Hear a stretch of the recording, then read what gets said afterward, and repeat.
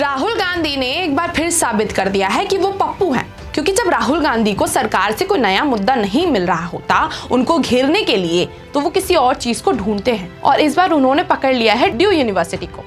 Due university पर उन्होंने ये इल्जाम लगा दिए हैं कि इस यूनिवर्सिटी में जात के बेसिस पर, कास्ट के बेसिस पर बच्चों को इंटरव्यू से बाहर निकाल देते हैं, नौकरी नहीं देते और एडमिशन भी नहीं देते। ये राहुल गांधी का दावा है। हाल ही में राहुल गांधी लखनऊ में हुए काशी राम जयंती सम्मेलन में शामिल हुए थे, जहां उन्होंने दिल्ली यूनिवर्सिटी में जाति देखकर इंटरव्यू में फेल करने का आरोप लगाया।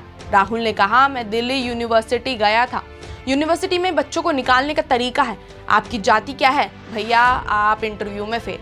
राहुल गांधी ने मोदी जी और आरएसएस पर टारगेट करते हुए भी बोला कि आरएसएस में दलितों की संख्या बहुत कम है, यानी एससी एसटी या ओबीसी के लोग उसमें हैं ही नहीं, उसमें ऊंची जात वाले लोग ज्यादा हैं। वहीं मोदी जी के लिए बोला कि नरेंद्र मोदी साइकोलॉजिकल खत्म हो गए हैं। मोदी अब भारत के प्रधानमंत्री नहीं रहे, वो अमेरिका के लिए काम कर रहे हैं और नरेंद्र ने सरेंडर कर दिया है।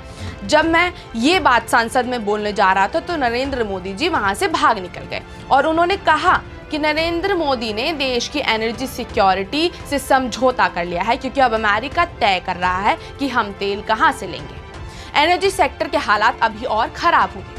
मतलब राहुल गांधी ऐसा बोल रहे हैं कि उनको सब पता है, उन्हें देश की जंग के बीच एक्चुअल हालात क्या चल रहे हैं, उन्हें अंदर की खबरें सारी पता है।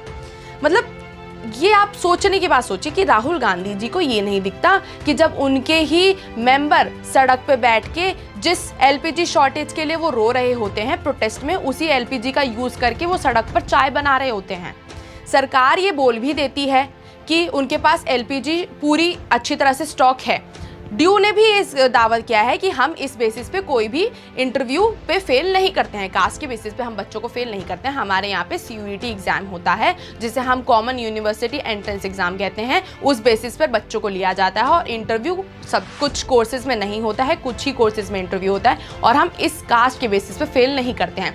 मतलब राहुल गांधी के पास कोई भी पुख्ता सबूत वाले डेटा होते ही नहीं है। मनगढ़ंत तो जो उनके दिमाग में चल रहा होता है वो वही बातें जनता को आके बोल देते हैं। उनके पास कोई पुख्ता डेटा ही नहीं होता है। तो हमें राहुल गांधी जी से पूछना चाहेंगे कि वो अपना पप्पू का टैग कब तक लेके आगे चलेंगे। मतलब उनको ऐसा एहसास क्यों नहीं होता है कि वो पप्पू, अगर उन्हें कोई बोल रहा है तो वो ऐसी हरकतें भी कर रहे होंगे, तो वो ऐसी हरकतें करना कब बंद करेंगे। ये राहुल गांधी से एक अहम सवाल है।